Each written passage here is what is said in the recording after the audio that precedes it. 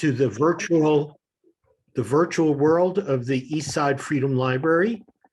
And this evening's program, a discussion with Joe Berry and Helena Worthen about their book, Power Despite Precarity, Strategies for the Contingent Faculty Movement in Higher Education. Maybe everybody on this conversation this evening knows that there is a contingent faculty movement in higher education. It's more present and more visible in some places than others. But what we wanted to do this evening, besides hearing from Helena and Joe, is to also hear from 3 local contingent faculty. And they will be Becky Church, who is based at Metro State, Jake Jurs, who is at both Metro State and the University of St. Thomas, and Mary Pogochnik, who is at the University of Minnesota. So the plan for the evening is Helena and Joe will start giving us some background as to why they undertook the project of writing this book, and give those of us who have not had a chance to read the book a bit of a thumbnail about what's in it. And then Becky and Jake and Mary will talk about how the book connects with their experiences here in the Twin Cities. And hopefully they will also raise some questions for discussion. And then we will be moving towards a wider discussion format. If we're a relatively small group, we'll ask everybody to unmute and show yourselves and either raise your flesh and blood hand or your mechanical hand, as we're all well trained to do now in more than 2 years of the world of Zoom. I also want to thank my colleague Bailey Ethier, who's handling the tech tonight. Bailey has just graduated with the master's degree from the MAPL, that is the Master's in Advocacy and Political Leadership program at Metro State. And she's working on her political leadership by handling tech and social media for us here at the Eastside Freedom Library.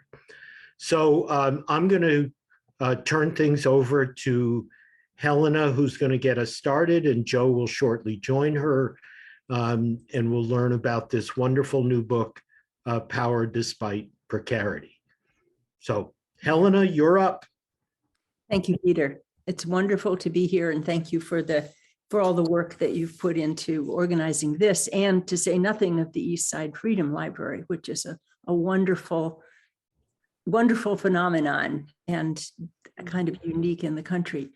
So it's been about a year since Joe Berry and I sent our final draft into Pluto, which is a British publishing company. They advertise themselves as publishing radical books. And at the time that we sent the book in, we had 2 chapters that we call the blue sky chapters, in which we tried to visualize what faculty, not just contingent faculty, but all faculty, and especially contingent faculty, what we need in order to do our jobs right.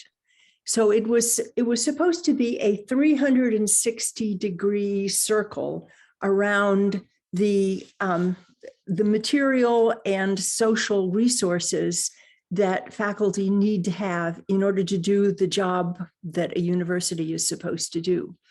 Then you will see the when you look at the book, you will see those 2 chapters. They are represented on the cover. I'm going to try to do this not in the sun, with the blue color of the title. That's our blue sky strategy color.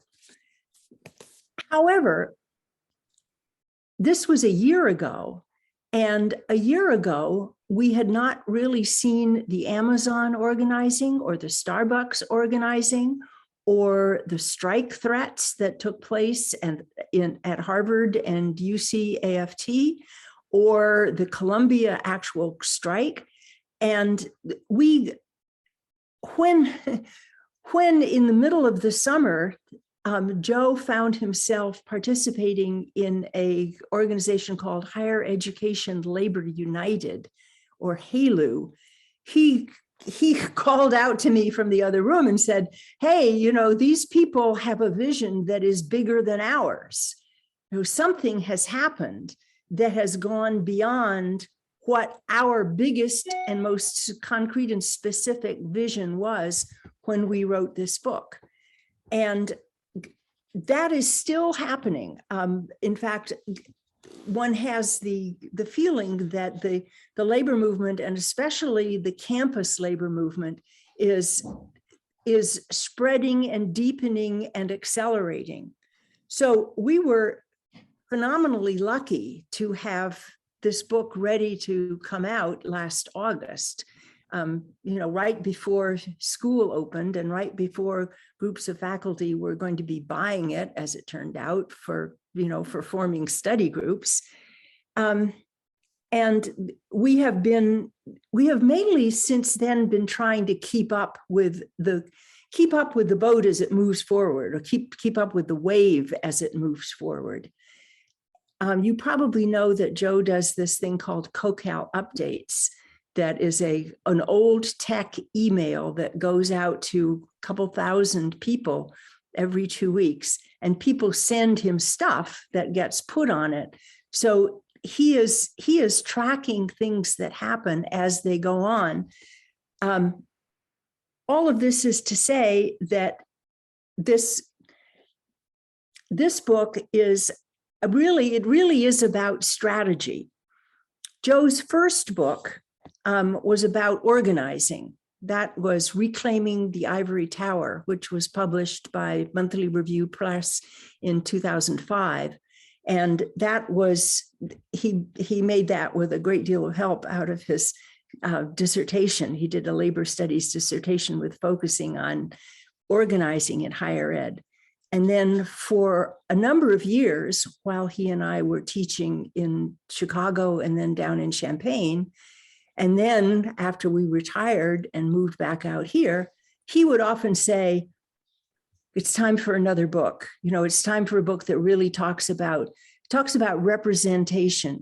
It's not going to be about the technical aspects of organizing, or even focusing on organizing. It's going to be about the culture of a rising labor movement in which the people who bump up against the limits of our ability to do our work, that is the contingent faculty, in which we get to talk about what we actually need and become the moving party.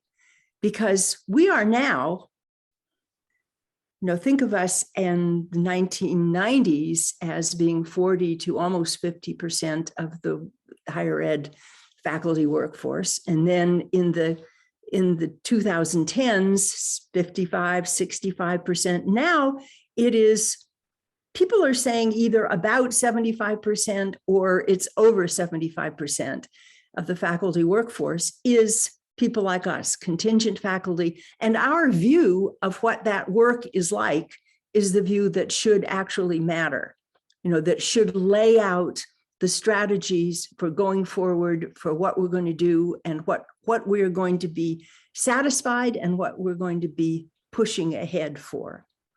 So that's the context into which this book was produced. And we're having a wonderful time with it. Most of the time, we don't really describe the book. We talk about what has happened since the book was published. But Peter did ask us to summarize the book. So I'm now going to turn it over to Joe and let him do what he can to summarize the book. Okay, well, one last piece of essential context is that there is a movement out there, you know, and it's it's cohered into a discernible movement, for the last 20 years. But a lot of activists, since people come and go, and this is an unstable workforce, and communications have been very limited, and we're cut up into 8 different unions that represent teaching faculty in higher ed. Forget about classified people too. Then you'd have 11 different unions. So the communication has not been great, but there has been a discernible movement with at least a core group of people trying to strategize on a national level, and now somewhat international, with the Coalition of Contingent Academic Labor, including Mexico and Canada, both nations within Canada, if you will, English speaking and Quebec. So we want to take the impertinent responsibility for saying, to those of you who were not totally aware of that or integrated into it, welcome to the national movement. It does exist, and there's things to be learned from it, and there's an ongoing discourse. And we are trying in this book basically to channel that collective knowledge, that collective movement knowledge, the development of which on a theoretical level, Helena described in her book, What Did You Learn at Work Today? The Forbidden Lessons of Labor Education of a few years ago, which I would encourage you to take a look at. But we are trying to be an example of channeling that knowledge before we kick the bucket and perform a generational handoff to the greatest extent possible. So that's the additional context I wanted to add. Now, in terms of the book itself, we made the typical academic decision, because we think it's actually useful in terms of reading it, to divide the book not only into chapters but also into parts. And the parts vary in length tremendously, but nevertheless, we decided to do that. We also have quite a long acknowledgement, which is not just that we wanted to repay our debts, but also to have a pedagogical value of saying, how does this movement knowledge get produced, get distilled, and then transmitted? So we think the acknowledgements are actually part of the teaching. And as a historian, I always read the acknowledgements and the introductions first, even though I know a lot of people don't read books that way. Because I want to know where people are coming from, right? So part one of the book is basically the core of our case study of what at the time we asserted was, if not the best, one of the best contracts for contingent faculty in the United States, in the California State University system, negotiated by the California Faculty Association, and over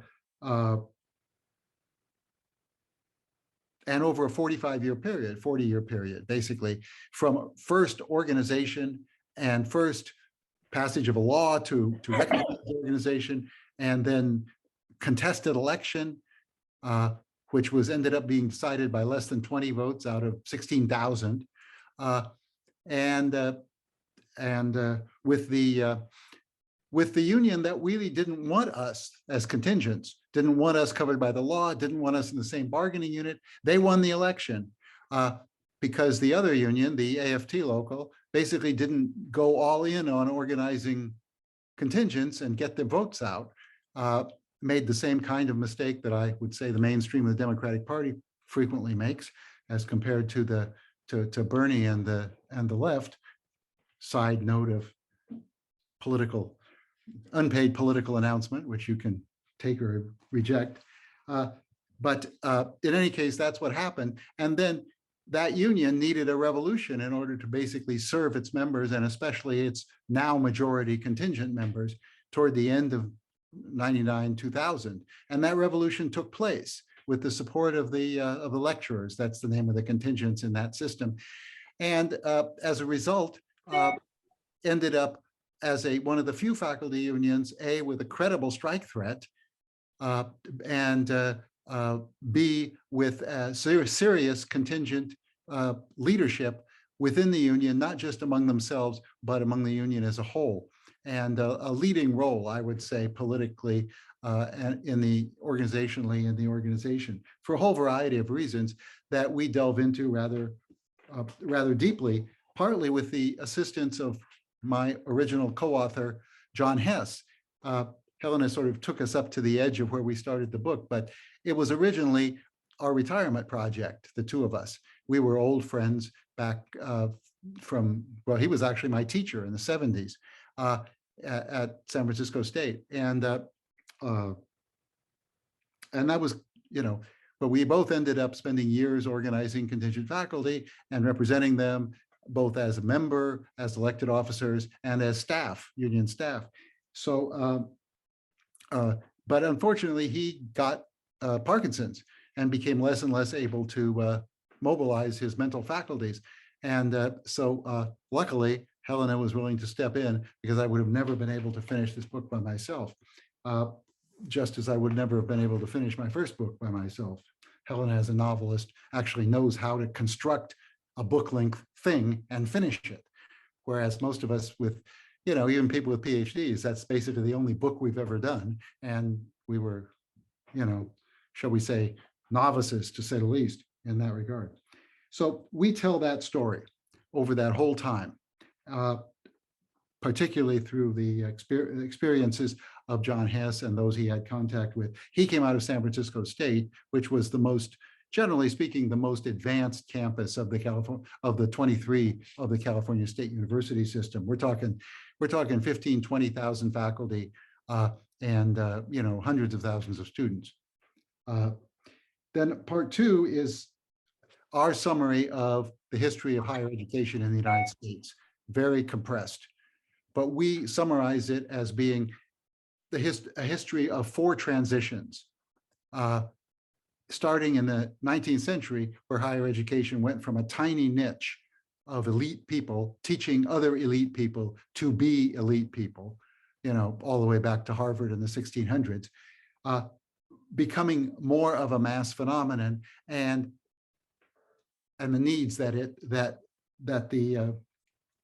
basically the needs that the capitalist class had to both expand it, but to expand it on a different basis. And so we call that first transition standardization, which took place in the private sector and under private leadership rather than in the state sector, which is similar to other transitions that took place in that same period in late 19th and early 20th century in the United States, like the standardization of the railroads.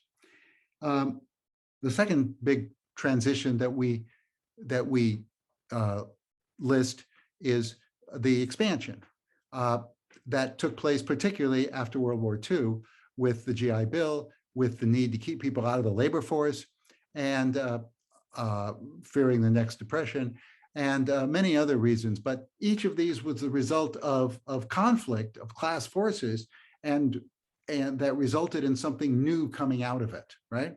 If the first transition gave us the Carnegie Unit, the TIA CREF, and a lot of other standards that we still deal with today, and also pushed out a lot of, quote, marginal higher education institutions, accrediting too, the national regional accrediting bodies, and those institutions that were pushed out by this change of centralization and standardization were mostly minority serving and women serving institutions. No accident there. And then the expansion after World War II, which was tremendous. A substantial number of people of working class backgrounds on the GI Bill got into higher education for the first time, mostly white men. So it wasn't across the board, but that expansion was huge.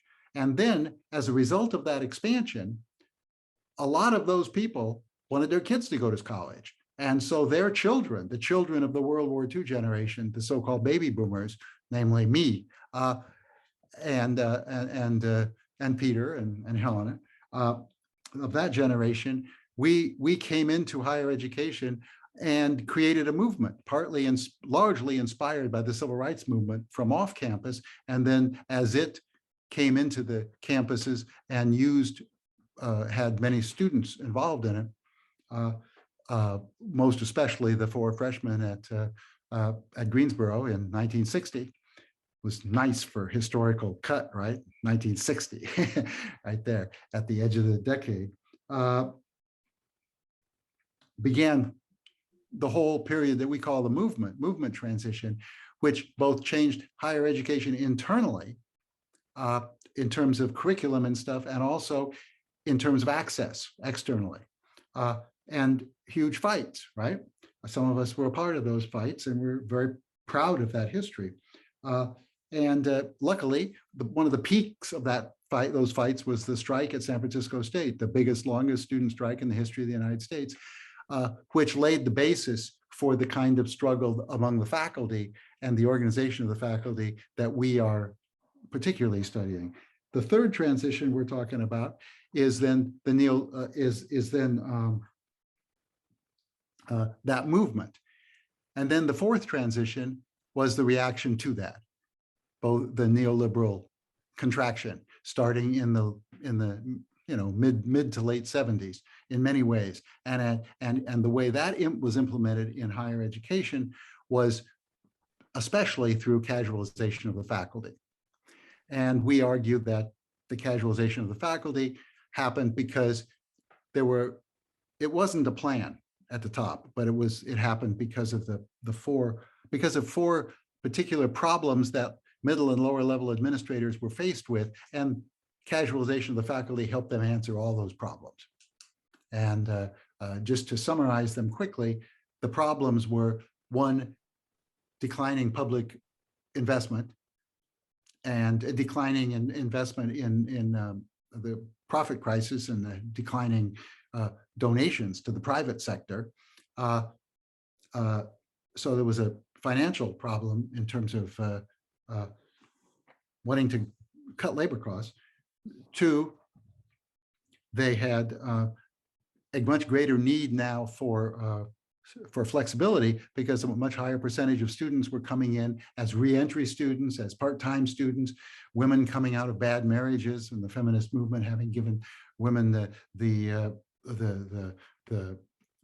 self-confidence to walk out of bad marriages, many veterans coming back from Vietnam, et cetera, the ones that weren't too shell-shocked and PTSD'd in order to mobilize themselves to get into school.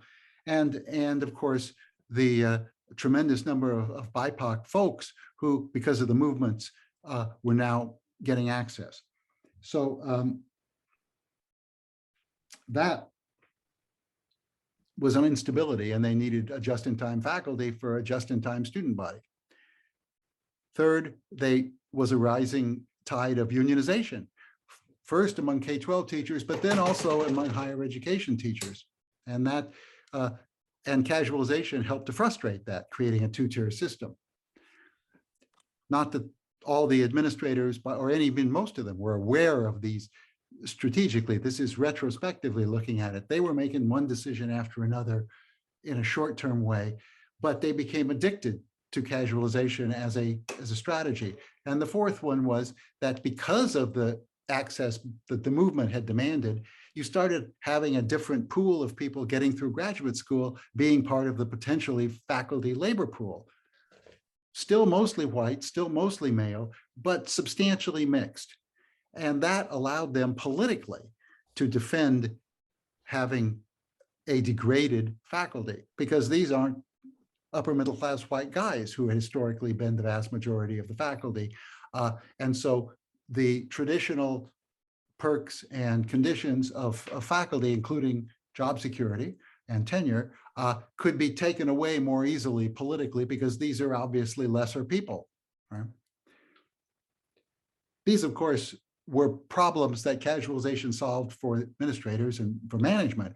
They're not problems from our point of view, from the point of view of the faculty, and the contingent faculty especially, or they're dealable with. The next part of the book was our blue sky vision that Helena has described, and then we plot that against what people were able to get in the CFA, in the California State University system, and really look through that contract with great detail. Then part 4 is our strategic introduction. Then the difficulty of of thinking strategically. I'd say that a good deal of our discussions over the past 25 years have been trying to struggle with people to generalize from their own experience enough that we could have a strategic discussion nationally with people in different sectors, in different geographies, in different unions, and in different pieces of higher education. And that's really hard. That's really hard to get people to think strategically, consistently together. And so we talk about the strategies that have emerged somewhat unconsciously, the strategy of the inside-outside strategy and the strategy of the metro strategy. And then we try and plot that against a more theoretical framework, drawing from one of our colleagues in Australia named Andy Blunden, who's some of you may have seen his name if any of you are leftists. He's one of the guys that runs the worldwide international Marxist website, Marxist.org. And then we talk about in part 5, 7 troublesome questions that we think arise in all organizing pretty much, but especially in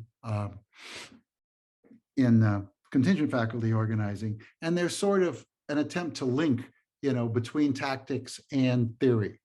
They're strategic questions, and we don't try and answer them completely by any means, but we try and say, if you don't discuss these questions in a democratic, transparent, activist, collective way, you're going to have trouble. So let's talk about them.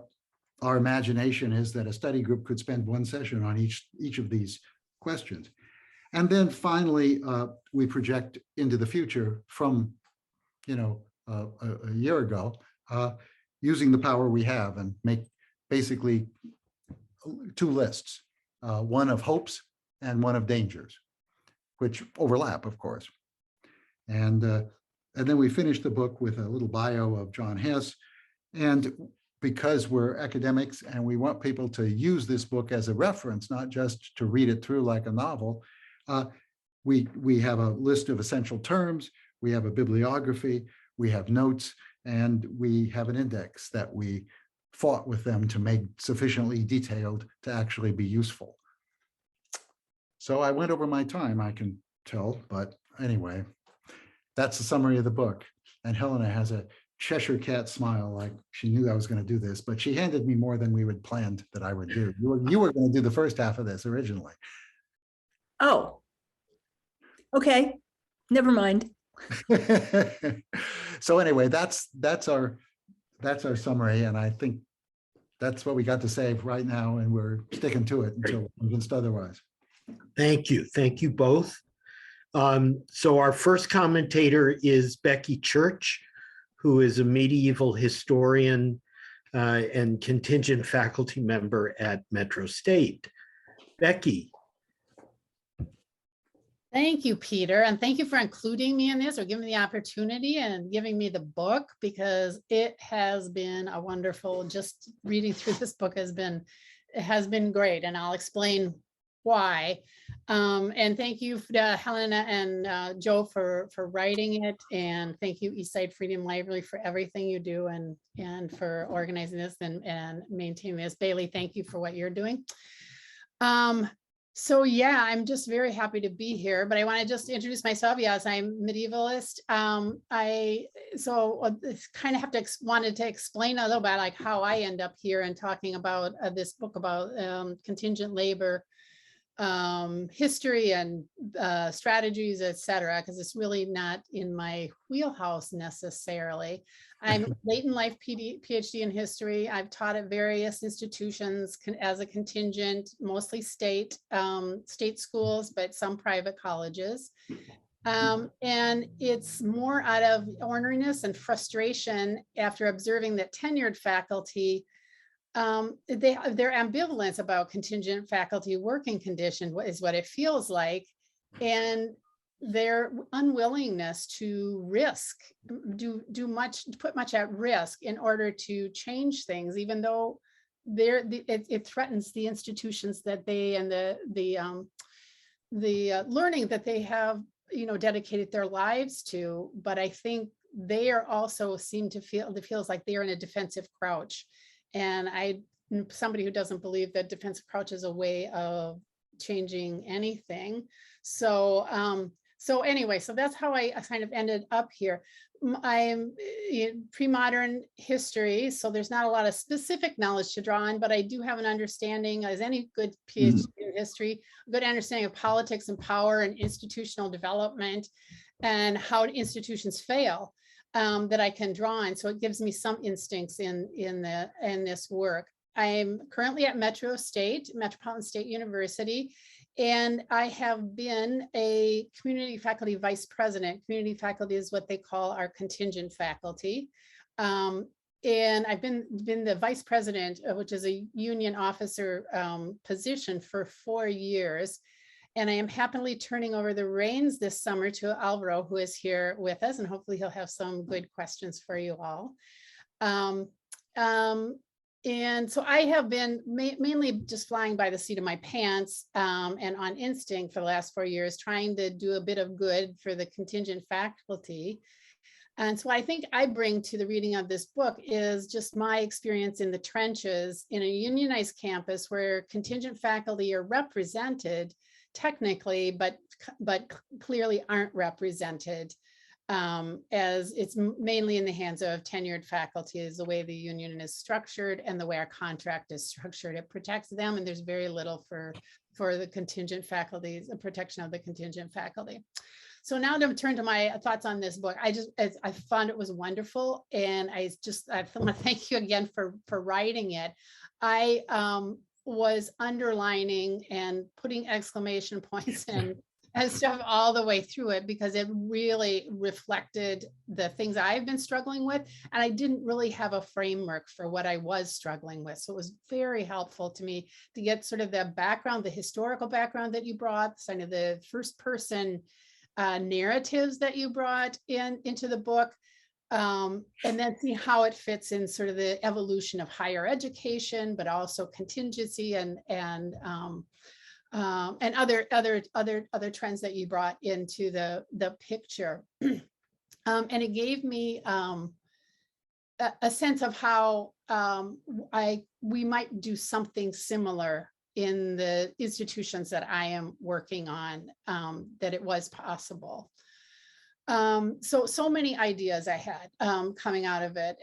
Like I said, I was underlaying almost every paragraph and chapter, and sometimes exclamation points and in places, because I would see things that I have been trying to say to others and being kind of told that those aren't practical, you can't do that, that's unreasonable, unbargainable, that's you can't do that, right? It's not, but seeing that you have accomplished that, and there are ways to do it, and there are strategies to use to do it, was just so affirming to me. It's so useful. I was able to actually go to a board meeting of our union and be able to cite something in your CSU contract that they were telling me is not possible. And I said, well, here's an example of how they did it somewhere else. And so maybe we can think of a way to do that for contingent faculty here in Minnesota as well. So yeah, I just anticipate it being continually useful. And so I just want to say my admiration for the practicality of the book. In being useful to someone like me in a position that I am in. So yeah, I'm going to hand out copies to people. I'm anticipating. So yeah, so to kind of move on with that, the book was both affirming and inspiring, because it gave me ideas also about things that I haven't thought about, or other people haven't brought up in our discussions among contingent faculty. You know, I've had my own catastrophic self-doubt, as I think all of us do, from working to change things and being the only one in the room who was contingent and the only one saying those things. And of course, not very well received. And I didn't, really know what I was doing. And so I was told that I was the problem. I was agitating too much. I was asking for too much. But your book confirmed that most of what I was asking for and raising are reasonable and possible, and other people recognize it as such. And so I think that's what you're about, having a movement, having this kind of, even though it's a loose structure and it's ever changing, just having people to connect with and being able to hear the story of how this was accomplished in other places.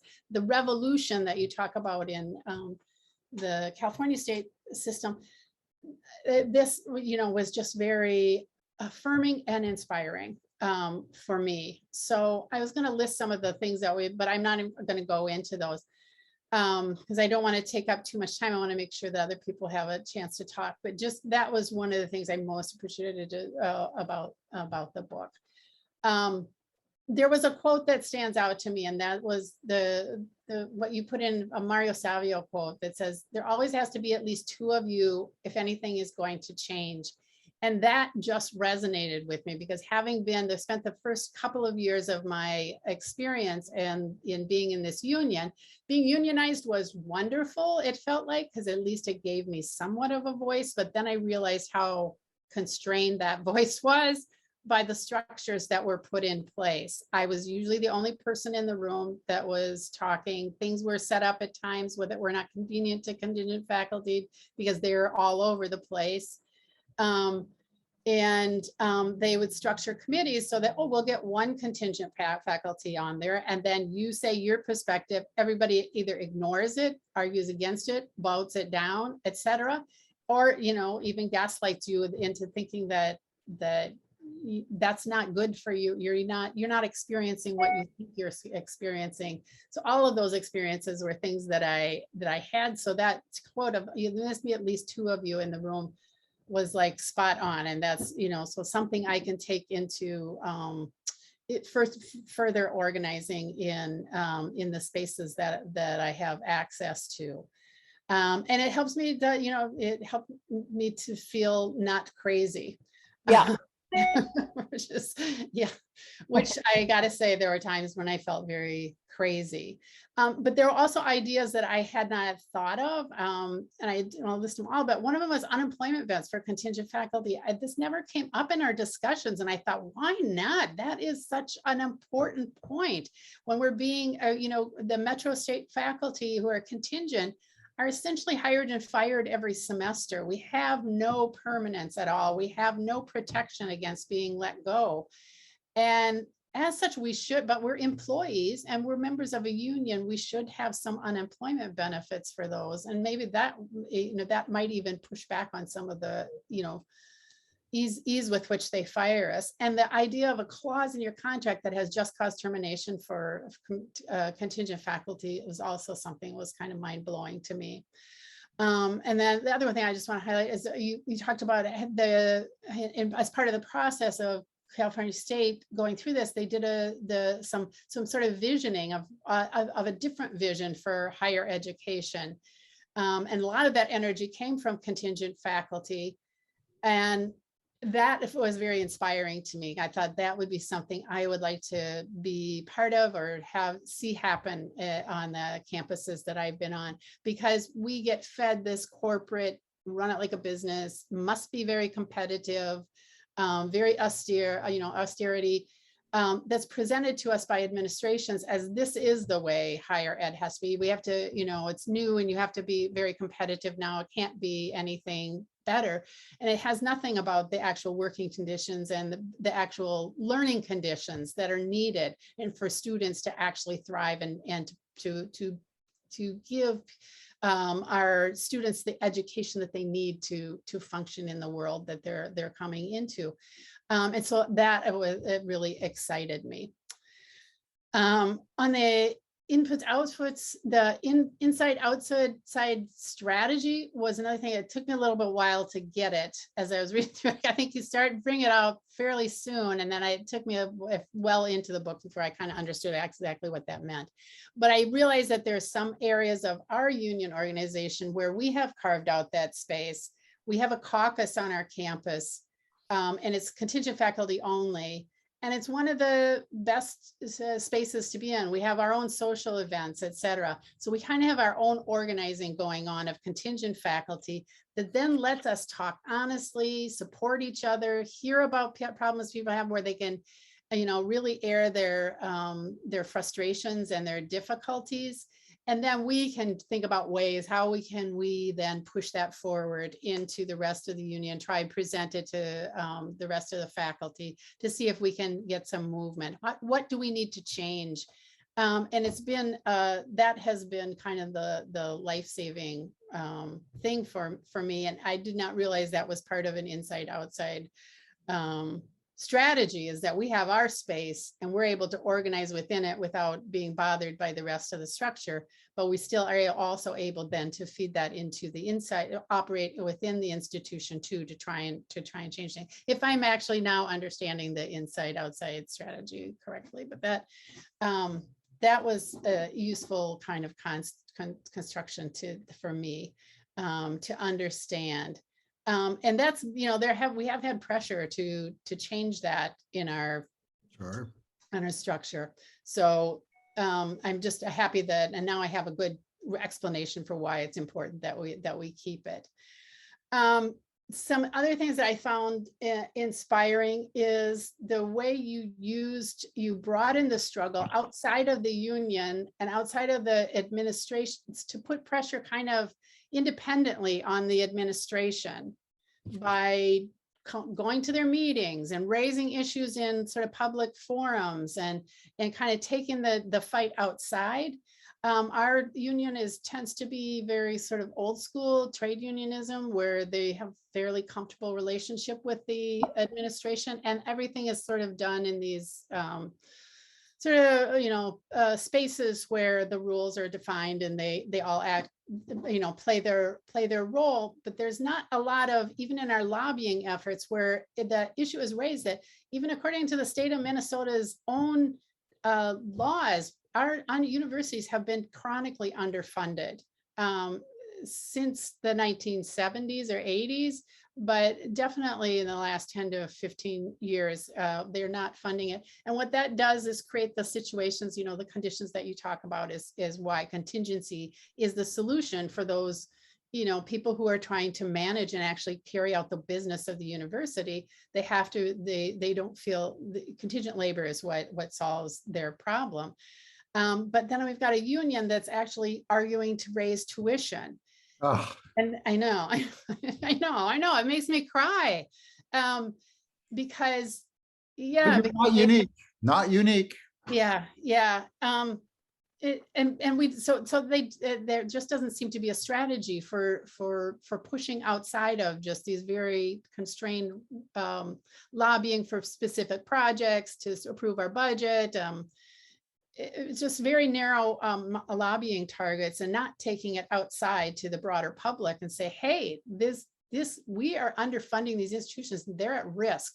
What you want as the state, as the true, the common good, the public good that you talk about is under threat because of how these universities are being managed. But that doesn't seem to be a strategy that's employed, but I think it could be very useful if we can kind of get something like that going. There's a few people here from my university, so I'm from my union, so I'm hoping they're with me on that as well. So that I thought was really inspiring. The other thing I think, Becky, I hate to cut you off, but I'd like us to have time for those people to have some comments and questions, and we have two more commentators yet. Do you want me to ask a question, or should I wait and go? Why don't we wait until we get into All right. Sounds good. I'm sorry to go on. Thank you. Great. So now we're going to hear from Jake Jurs, who is teaching both at Metro State and at the University of St. Thomas, and is a historian who specializes in Indigenous history. Jake? Well, good evening, all. And thank you first for writing the book. I've greatly appreciated diving into these issues. And I wanted to thank Becky as well for, she's been a strong advocate in the IFO for contingency faculty And I've really appreciated listening to your experience, to talking me through the union as I'm still a relatively new member, and also your insights from the book and what we may go forward. I am an Indigenous studies historian of early American history as well, but I really bumped into labor history during my undergraduate years at the University of Wisconsin-Madison. I took labor history classes, and they intersected nicely in 2011 with the protests that were started by a graduate faculty union. Right. And the push against the Walker administration for taking away public bargaining. And so I was there and participating and seeing this as an undergrad and learning more about labor history at the same time. This bled into my graduate work at Michigan State University and our graduate union. We had a robust union, we had protections, and to see how we were able to work together and to learn how to build a contract, it made me think, my gosh, why aren't we doing this throughout academia? Why is this such a rare event for graduate students?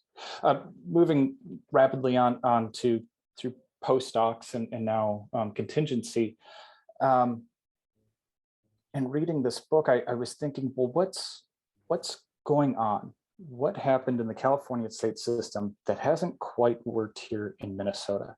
Because I see a lot of parallels between Metro State and what's going on in our union right now and the 1990s in California.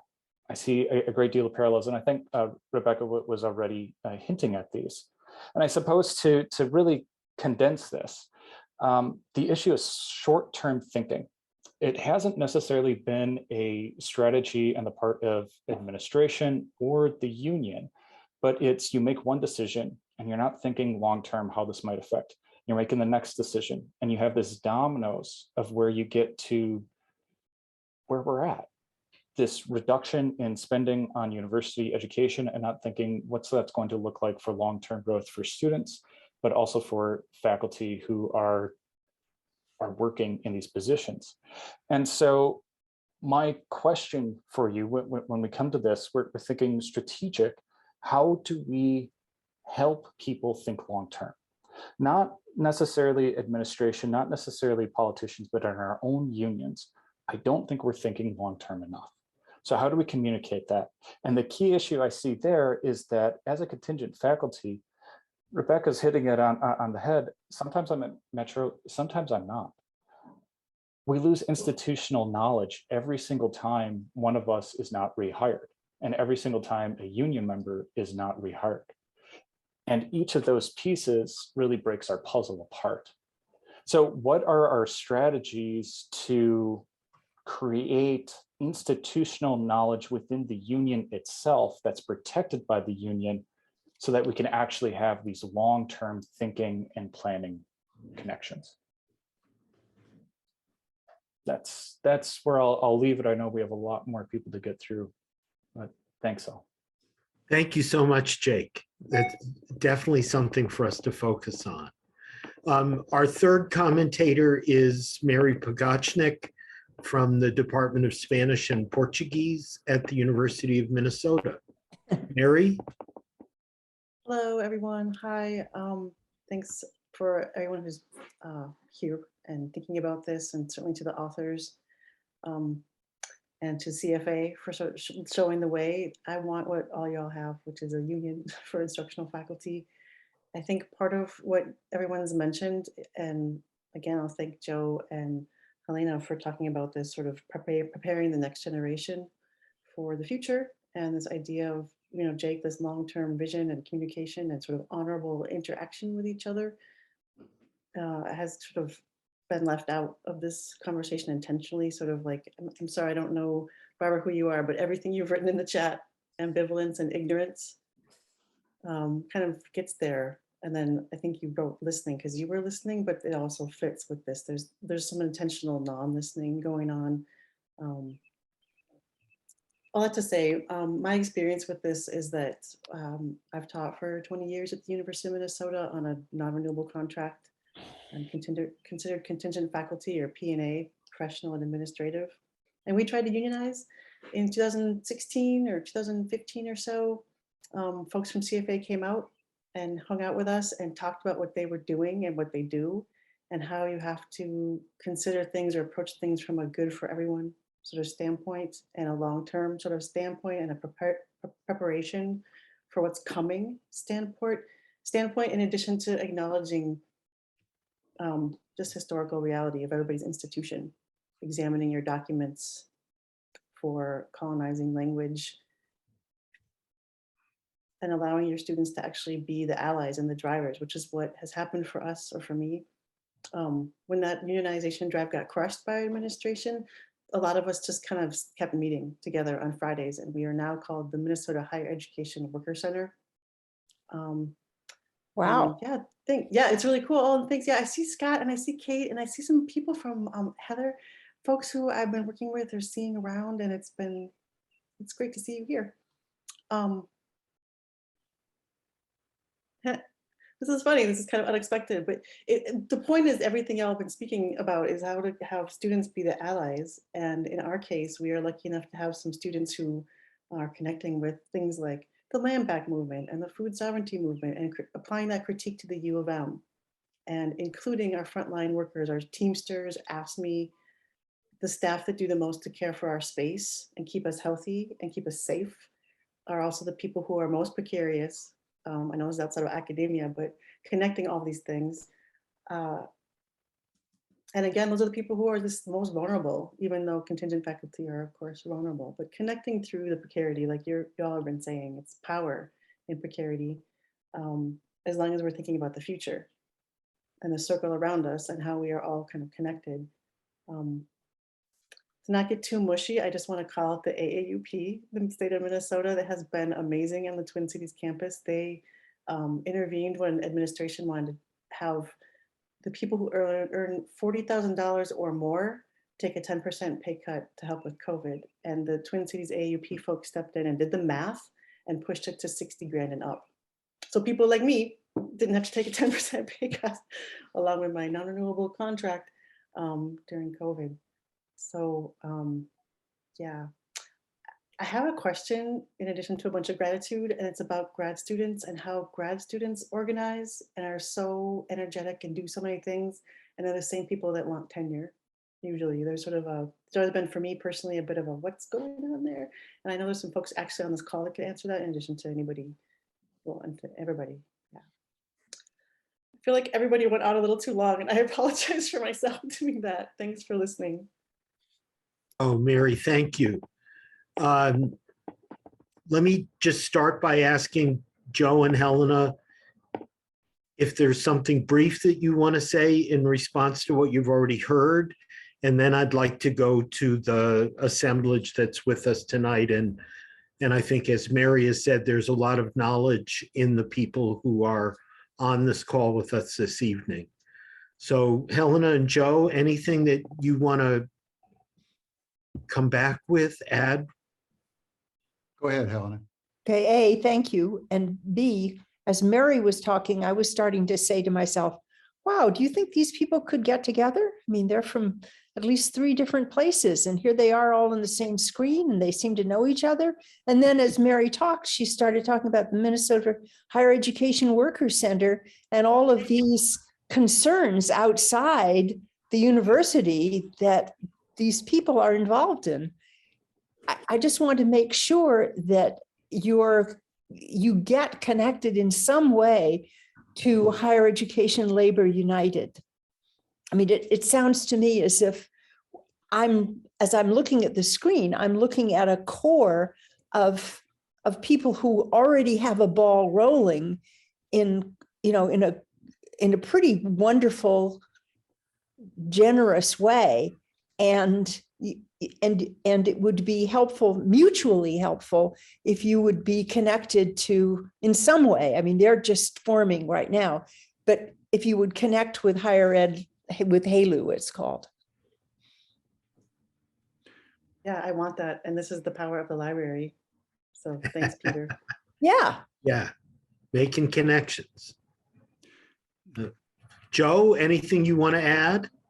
Yeah, I also reacted to that point by Mary, and I wanted to encourage you to pursue that. And also, can't resist, basically the main argument in my first book, Reclaiming the Ivory Tower, was that people needed a metro strategy and a metro-wide, essentially worker center, preferably both virtual and physical, if possible, to us, because that's the workforce appropriate way to organize us. That's right. Because we are not primarily tied to any one institution because of the circumstances. And we can learn from the history of the entertainment unions, of the longshore unions, of the food service unions, and others who have organized building trades, who who weren't tied to particular employers long-term, but to the trade, to the work, to each other on a metropolitan-wide commuter, circle kind of basis. So, you might, in pursuing your higher ed labor worker center, I would, you might find some useful ideas in Reclaiming the Ivory Tower. Also, I wanted to respond to the thing about the grad movement, just to say, that's a whole discussion, but as you noted, the relationship with the grad movement has been not untroubled, but also extremely positive in some ways. It's been mixed. For instance, the Coalition of Contingent Academic Labor began in the mid-90s as a Congress that was called unofficially attached to the Modern Language Association, which is the biggest disciplinary organization. And at the same time, at the time, the particular time was DC, back in the mid-90s. And one of the groups that sparked that, and from which CoCal and the real contingent faculty movement arose, was the grad caucus in the MLA. And that the graduate unions and organizing committees have a coalition of graduate employee unions across union lines. They forced the national unions to allow them to do that, to officially recognize it. And it's 4 or 5 different unions that represent grad workers around the country. And now they changed their name from CGEU to CSEU, since undergrads are now organizing as employees too. And I'm very proud of the fact that the first one of those was at Grinnell College, my old alma mater, and who just expanded their bargaining unit. But that relation with grad union activists, it's fraught, of course, but we consider them, when they're grad workers doing faculty work, as contingent faculty. If you're doing faculty work some places, a lot of people doing faculty work aren't even considered faculty. And in Wisconsin, the whole group of non-tenured faculty have a whole classification that doesn't have the word faculty in it, for instance, that the University of Wisconsin. And but we need to have a broader view, like HELU. We need to have a view of a movement that isn't even just teaching people, people doing traditional faculty work, but broader than that. And their vision is, wall to wall in higher ed and coast to coast. And that's a vision that has never really been put forward in higher education unionism till now, and it is incredibly valuable, and one that we should all be trying to push as much as we can. And I'll stop there and respond to other questions in discussion. But so besides getting involved in HELU, since I mentioned CoCal, people should get involved in CoCal, and some people have already. And CoCal, is a loose network, but it's having this conference, which has been delayed 2 years, in August in Mexico. And you should get your unions to send a couple of people. And maybe the East Side Library could have a fundraiser to help raise money to buy people plane tickets. It's in Querétaro this time in Mexico, which is about 2 hours outside of Mexico City, the university town. And it's going to be wonderful. And it's in the first 2 weeks of August, because that's the time when the fewest of us are working, right? Summer schools are over and fall term hasn't begun yet, for the most part. exceptions, of course. So I would really encourage, and you can go to the website and get all the information, cocalinternational.org. Thank you, Joe.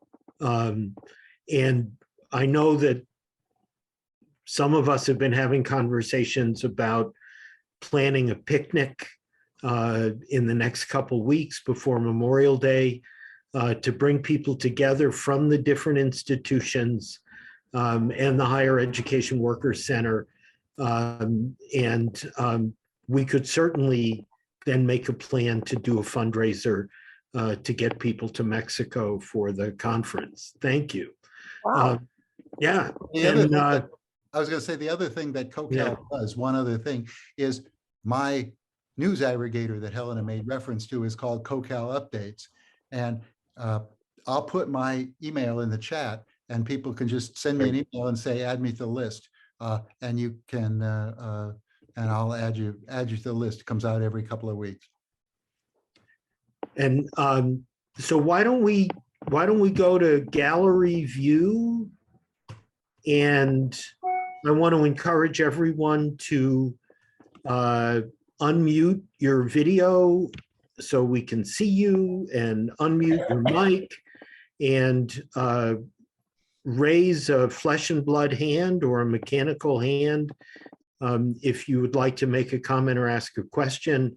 While I'm flapping my gums, I do want to say this has inspired me to recall that the first union I joined was Industrial Union 620 of the Industrial Workers of the World, which was one union for everybody in education, whether you were a student or a teacher or a graduate student, except if you were a boss. The bosses were not allowed.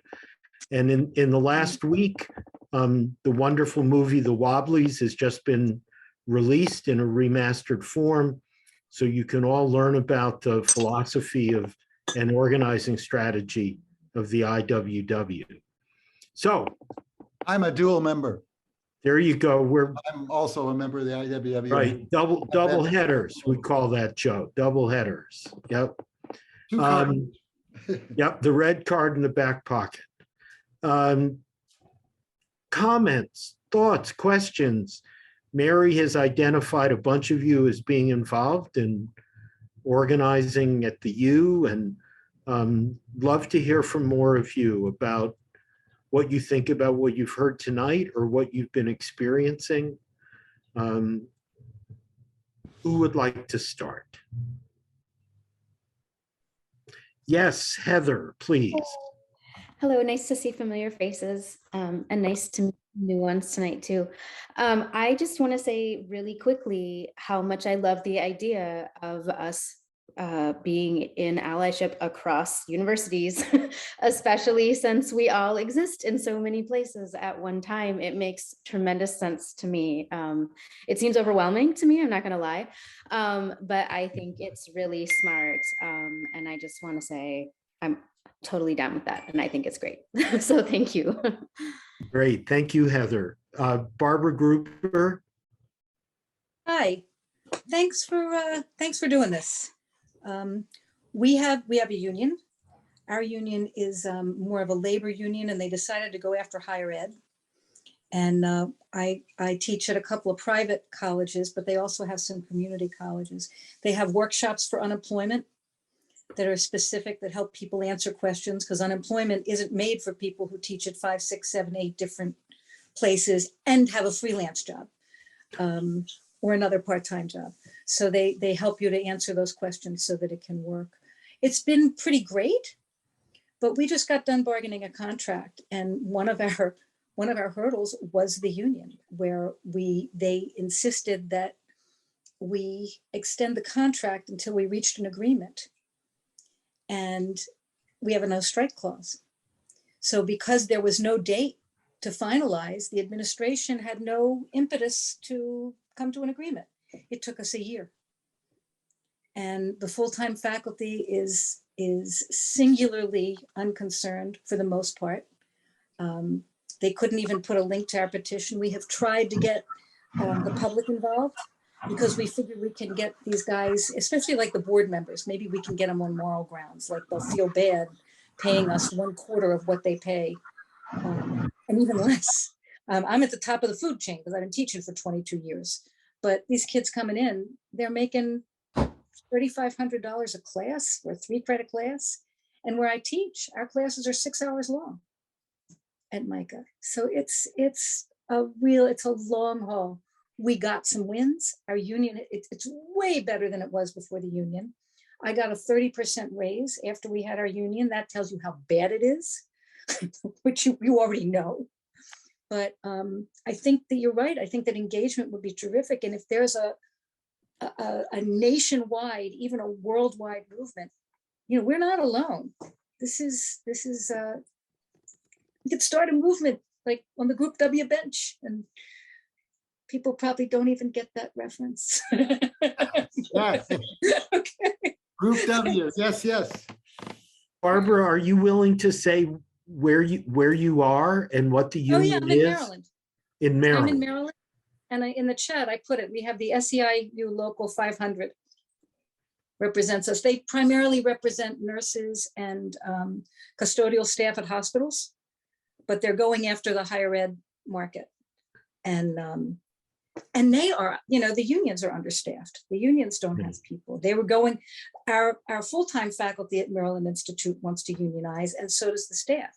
And the union spent so much time going after these new union members. They didn't help us at all in our bargaining. I mean, they were really, it was awful. I shouldn't say they didn't help us at all. There was very little support. And thank you for, and let me just ask in a self-interested way about the Eastside Freedom Library. How did you find out about this conversation tonight in Minnesota?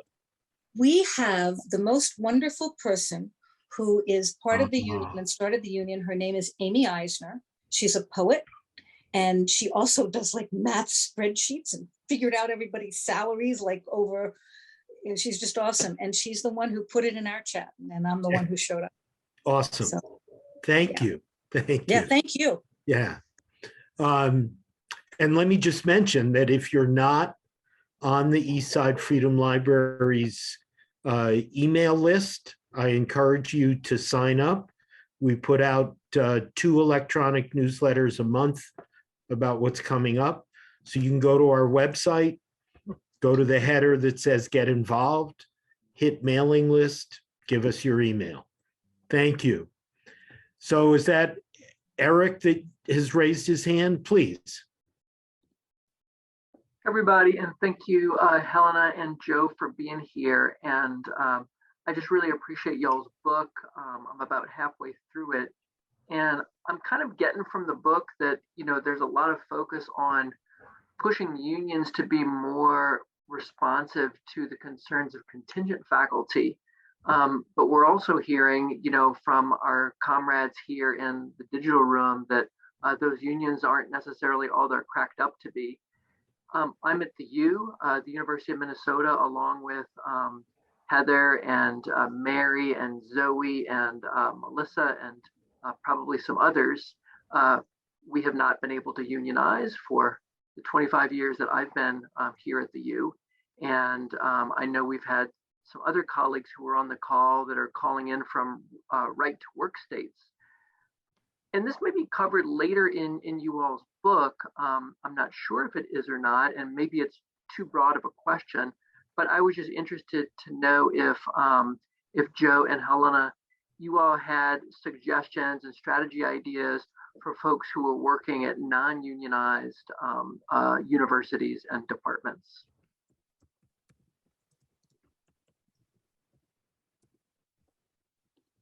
Well, we have to.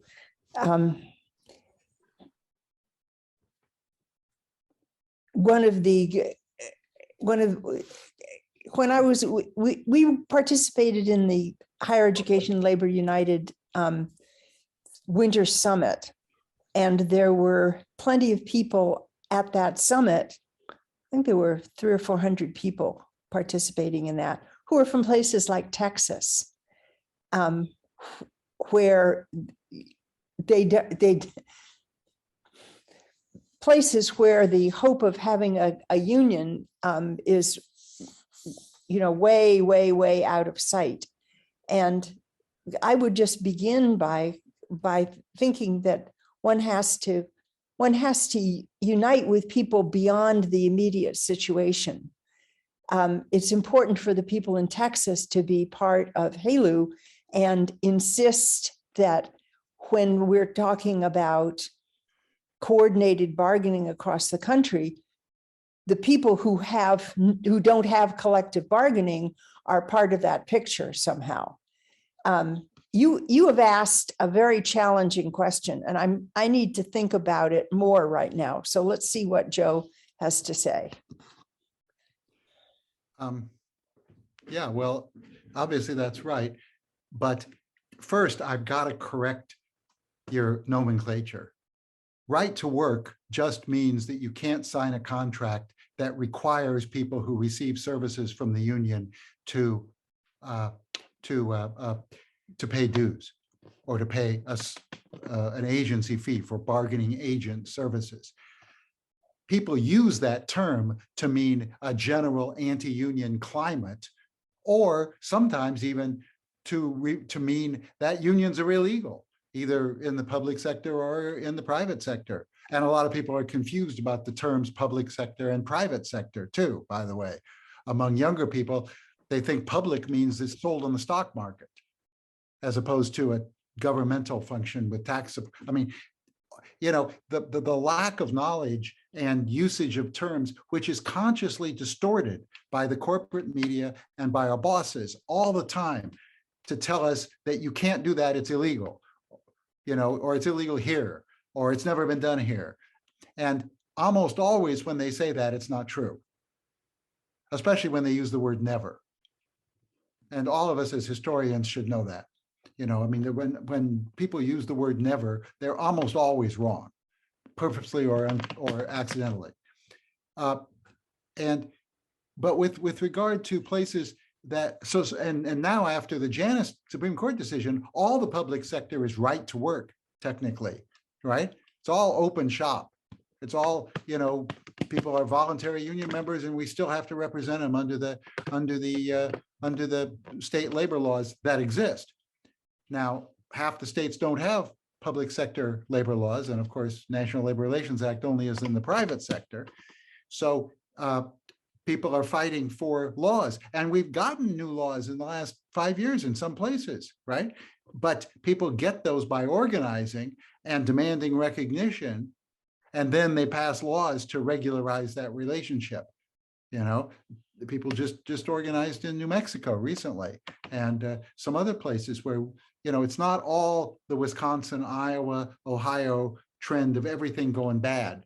Unfortunately, that's the direction we suggested in our book, was that basically everything that was happening legally was bad. And it looked like way a year ago, but that's not completely true now, and that's been partly a function of change of administration, of course, and a good National Labor Relations Board chief counsel, which gives direction in some ways indirectly to the state labor boards as well, public sector, but also what happened at the base, right? The rise of the movement. The campus labor movement is the healthiest part of the labor movement overall. And it's a big sector, much bigger than journalism, much bigger than the media. It's big. It's bigger than steelworkers. It's big. We're talking a couple of million people in higher education, and depending on how you define it, maybe more that work for higher education institutions. So, the answer to all these problems is organize. Bring people together, gain collective power, and take action together, build solidarity between people, regardless of whether they call it a union or not, whether it's recognized or not, whether it has a structure, a treasury, a place, a constitution. All of that is decorations on the Christmas tree. The trunk of the Christmas tree is people coming together for mutual aid and protection, to quote the National Labor Relations Act and the Norris-LaGuardia Act before that. Those are the most magic words in all of the US code, right up there with the words in the Declaration of Independence about about equality. And that's, then of course, the discussion goes on, in infinite variety in various places, but that's the core of it. And it's important to recognize that we live in the same universe, but the bosses try and tell us we live in a completely different universe than places like California or Illinois or New York.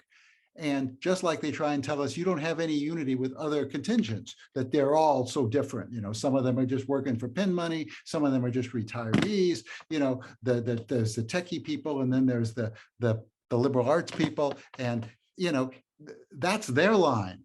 That's not our line. Our line is we're all contingents and being disrespected, and therefore our students are being disrespected. Their learning is being disrespected. And I also just pick up on what one other person said. I put in the chat the links to the unemployment booklet that Helen and I and another colleague wrote a few years ago. That's generic national, but I think it's useful to begin the conversation about fighting for unemployment, and it can become a tremendously good organizing tactic because you get somebody a few $100 unemployment or a few $1,000 over a period of months, man, you win their loyalty. They will listen to what you say after that. They will pay their dues with a smile for a long time. And so, the combination of service and vision that all organizing has to include, unemployment insurance, getting people unemployment insurance, helping them get it, making that fight to get it, forcing our unions to strategically fight for it, both helping people individually and also fighting for changes in the state laws and stuff is, that's great.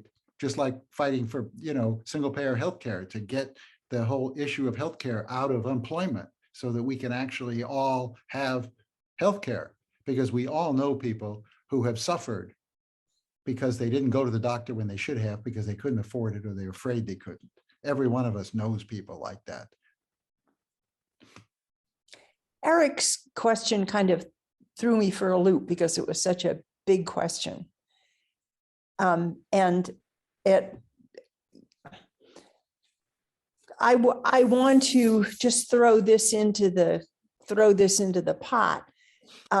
With the leaking of the Supreme Court draft proposal to get rid of Roe versus Wade, I started trying to think, how is it different now than in the women's movement in the 1970s?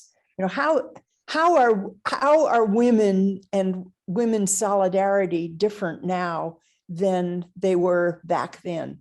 And I think, this is a very hopeful thing. There are a lot more Black women in leadership now than there were at that time, in the 1970s, when the women's movement, the white women's movement kind of went off into a corner and became a glass ceiling, focused on, jobs and glass ceilings. Whereas now, since the George Floyd demonstrations and Black Lives Matter, women's issues are much more issues that include people of color and have leadership from people of color, which this seems to me like a very good and hopeful thing.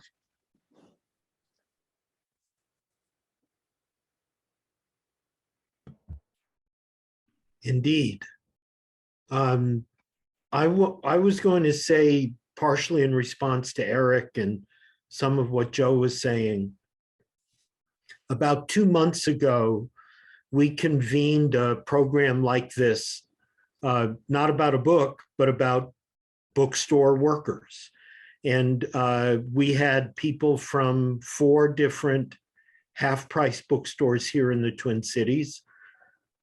I have to admit that I didn't even know at that time that Half Price is the largest secondhand book chain in the United States, and that as these workers began to organize here, they immediately began to confront local management about issues about scheduling, about COVID protocols.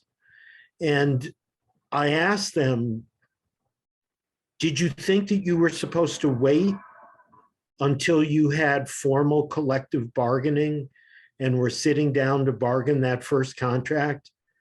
And they said, no, those were the issues. That was why we organized. And so we immediately began as a group to confront management about these issues. That's right. And I go, wow, you don't need somebody to give you the textbook about how you're supposed to organize a union and enter into collective bargaining. They said it was all about the relationships among them and the need that they felt in this moment to have a collective voice with management.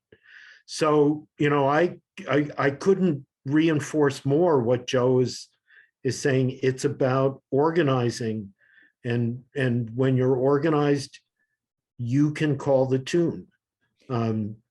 Okay, Manly Olson, your hand is up.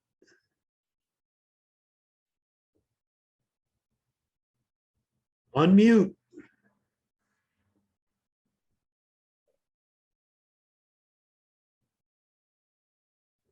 Ooh, you were almost there. There you go. Oh.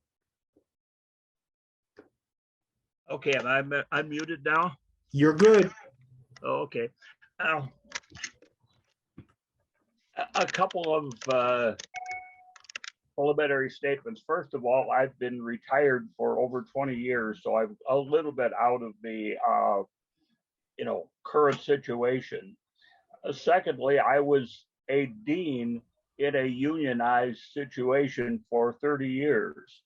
And so I bring a different perspective to things.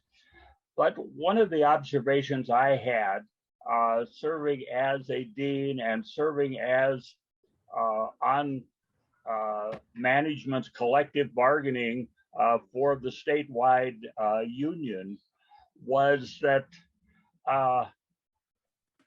by and large, full-time faculty, their main interest in part-time people was to get more full-time positions. And the big argument involving part-time people was, at what point do part-time people become full-time? And the part-time people at my institution, for the most part, were so anxious to become full-time that this was, in the 80s and early 90s, when most of these people didn't consider themselves permanent part-time kinds of people, but they were basically part-time people hoping to become full-time. Is that still the situation, or are there a cadre of people now who view themselves as permanent contingents, either by desire rather than by circumstance? And is the faculty, the full-time faculty, still as either unconcerned or opposed to the demands of part-time faculty? Anybody want to respond to that?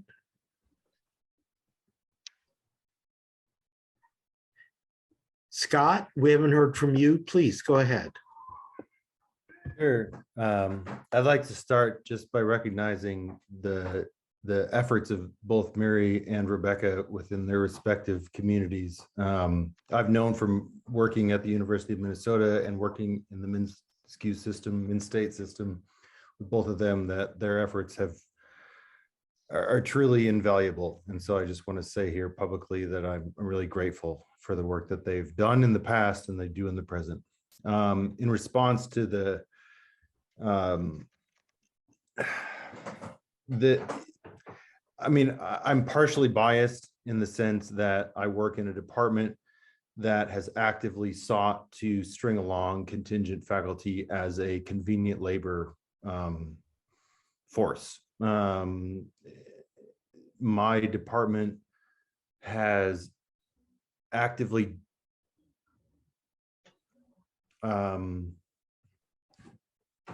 said no to tenured lines because it would be more convenient for them to have disposable labor than it would be for them to actually have a larger class of democratically available peers, because they would rather have their fiefdoms than they would have to have peers. And so I know from a variety of conversations with Rebecca and with the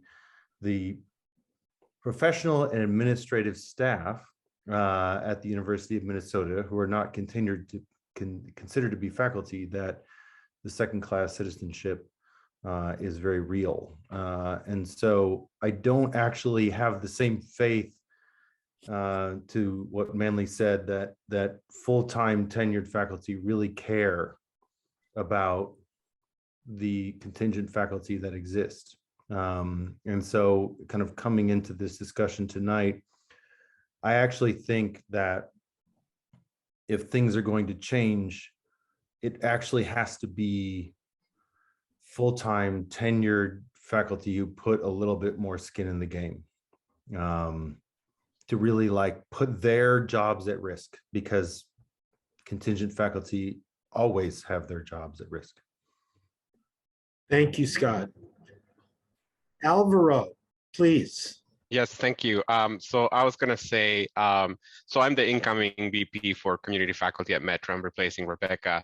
And so I've started having conversations with our new tenure-track or tenured president of the union, and I've seen the same issue. They are against any kind of policy that we propose for establishing mechanisms for community faculty or adjunct faculty to become eventually tenure-track, because they believe that if the university by some chance provides them with a tenure-track line, then they want to have the full rights to have a national recruitment party and bring in the highest possible scholar. And so in that sense, we seem to not have the support of our own colleagues in this efforts. And maybe a question to our esteemed panelists would be, how do you deal with, when you're trying to build that narrative, this blue sky vision, do you deal with the internal contradictions and the power differentials within the union itself?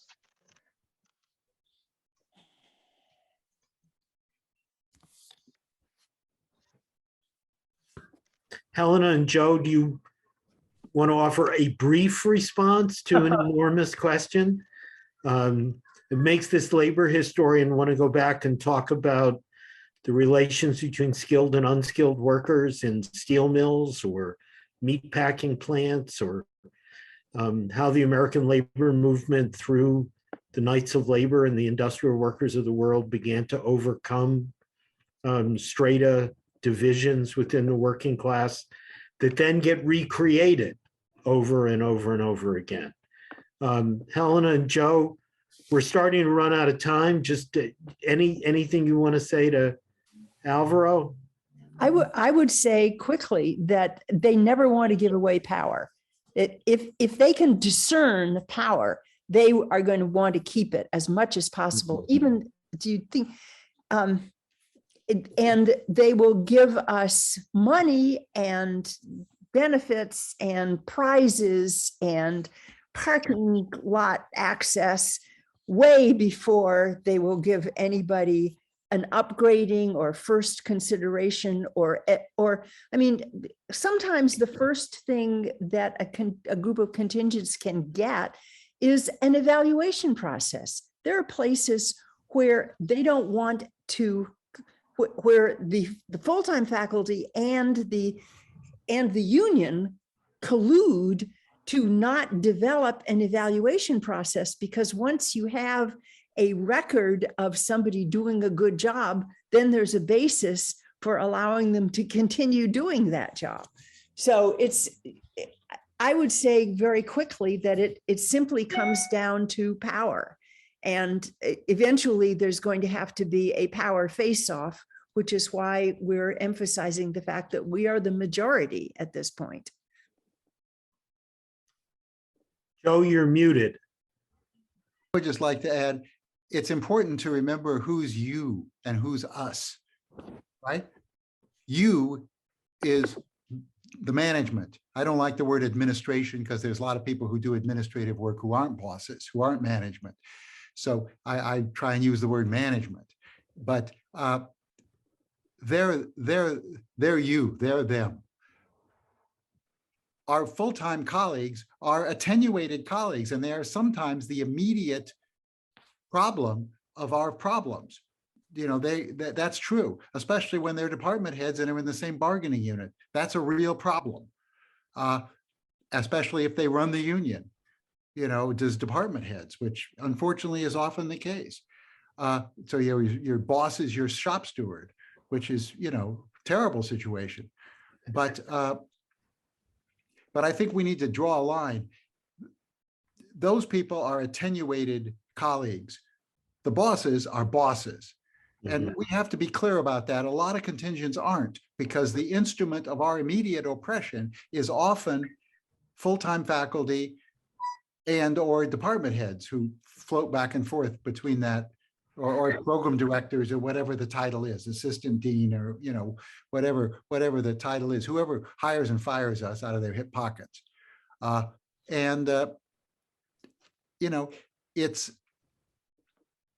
but I think that we have to be clear that we cannot structure our strategy and our actions primarily around what the reaction is going to be among our full-time colleagues. Down that road lies impotence and suicide, collectively and individually for most of us, except for the tiny number that develop a personal relationship with somebody in power, which is a whimsical thing and can go away at any time, right? The favoritism, the personal favor thing, and which is, you know, directly counter the idea of collective power. That's why we push the inside-outside strategy. We have to organize ourselves, and we have the capacity. There is the capacity for power despite precarity, especially now that we're the majority, and we have the experience of the vision of you know, of Black caucuses, of women's caucuses, of many levels of struggle over history that we can draw on for that. We tell the story of the Mississippi Freedom Democratic Party as an example of that. And we'll lose lots. We'll lose more most of the time, but we will win sometimes. And we only lose finally when we quit fighting collectively. You know, that's because this is all a variety of guerrilla warfare. It's all a variety of what Lin Piao called people's war. You know, this is all a variety of that. And it's fundamentally the most democratic activity that human beings can engage in. I will go that far. That's an extreme statement, but I think I could defend that. Thank you, Joe. So we're out of time. It's a good note to end on. And I want to thank Helena and Joe for writing a great book and spending time with us this evening. And I want to thank Becky and Jake and Mary for taking the responsibility to read the book and engage with Joe and Helena. Thank you all for coming. Thank you for the work that you're doing. Please stay in touch. We are hoping, as I said, to pull together a bit of a picnic as we have suddenly reached summer in Minnesota. And we will be using the front lawn of the Eastside Freedom Library as a safe space, and hope to organize with the Higher Education Workers Center at the U, take on the responsibility that Joe has tasked us with to raise some money to send some people to Mexico for this conference. Thank you all. In touch. Joe, does final point, Joe, go ahead. Yeah, I just wanted to say, we are almost done with writing a study guide for this. And if the Higher Ed Worker Center or the East Side Library wanted to organize a collective study group, we would supply you with that because we hope to have it done in the next week or so. And we would be happy to come back and talk to such a group and at any time. So just an idea. I love Great. that. Thank you. Great. Thank you. Thank you. Thank you all. Alvaro, good luck in your new position. Yes. We've got your back as best we can. I'll have Rebecca do all the dirty work anyway. Well, So. thank you all. Stay well, and I hope to see you again soon. Thank you, Peter, and thanks you. everybody. Yes, thank you all for being Peter. here. Thank you, Bailey. Thank you, Bailey.